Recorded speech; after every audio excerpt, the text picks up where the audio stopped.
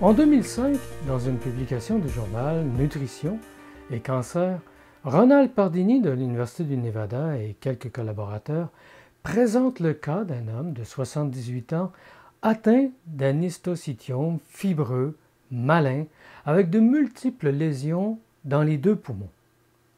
Après le diagnostic, il a refusé tout traitement de chimiothérapie et, à la place, a choisi une intervention nutritionnelle basée sur un accroissement substantiel des lipides oméga 3 et une réduction significative des lipides oméga 6. Ils ont estimé que DH, le sujet de cette étude, a consommé 15 grammes des acides gras, EPA et DHA par jour et que le ratio d'apport d'oméga 6 par rapport à l'apport d'oméga 3 dans sa diète était de 0,8. Cela signifie qu'il ingérait plus d'oméga 3 que d'oméga 6. Par rapport à ce ratio de 0,8, il est estimé qu'une personne suivant une diète occidentale a un ratio oméga 3, oméga 6, ou plutôt oméga 6, oméga 3, de l'ordre de 15 pour 1. Ainsi, plusieurs radiographies à rayons X et des tomographies par émission de positrons ont révélé une décroissance lente et soutenue du nombre et de la grandeur des nodules bilatéraux. De plus, au dire de DH, il n'a subi aucun effet secondaire dû à la consommation de grandes quantités d'huile extraite de poissons et d'algues riches en DHA et EPA. Il est resté sans symptômes jusqu'en 2008, quand il est mort tout simplement de vieillesse, comme tout le monde, à l'âge vénérable de 86 ans, mais pas à cause du cancer.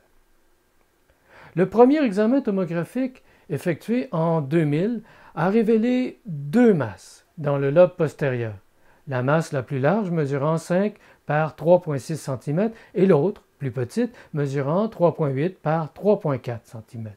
Comme je l'ai mentionné au début, DH a graduellement augmenté son apport de suppléments d'oméga 3 et a simultanément réduit son absorption d'oméga 6. Cela en éliminant toutes les huiles végétales de sa diète, à l'exception de l'huile d'olive et de l'huile de canola, toutes les deux contenant très peu d'oméga 6. Il a donc accru très substantiellement son apport d'oméga 3, principalement à partir de suppléments. En septembre 2000, il prenait 5 grammes et demi de DHA et 4 grammes et demi d'EPA, pour un apport total par jour de 10 grammes. Au cours de 2000 ans, les nodules ont continué de diminuer à l'exception d'un nodule dans la partie médiane du poumon gauche qui, malgré tout, continuait de croître. En août 2001, DH accepte une biopsie qui révèle un sarcome similaire à celui observé dans les biopsies précédentes faites sur les autres lésions. DH, qui jusque-là restait asymptomatique, refuse encore tout traitement de chimiothérapie et décide de continuer son programme nutritionnel. Du fait qu'une lésion continue de croître, DH décide d'augmenter son apport d'oméga 3 provenant de suppléments à 15 grammes par jour et 2 grammes provenant de sa nourriture quotidienne, le tout pour un total de 17 grammes.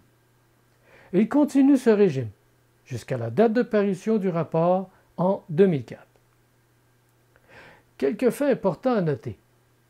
DH a augmenté son apport de DHA sous forme de suppléments par jour de 5 grammes au début de son programme en 2000 jusqu'à 8 grammes à partir de 2001.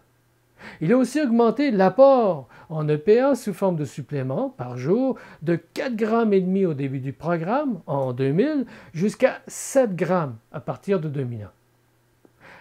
La plus récente tomographie mentionnée dans le rapport a été prise en avril 2004. Et les deux masses, montrées dans le lobe postérieur gauche, sont contenues respectivement dans un carré de 1,1 cm et un carré de 0,9 cm. Ainsi donc, après 4 ans à suivre avec un zèle particulier, une diète augmentée de suppléments, riche en acides gras, EPA et DHA, et très pauvre en oméga 6.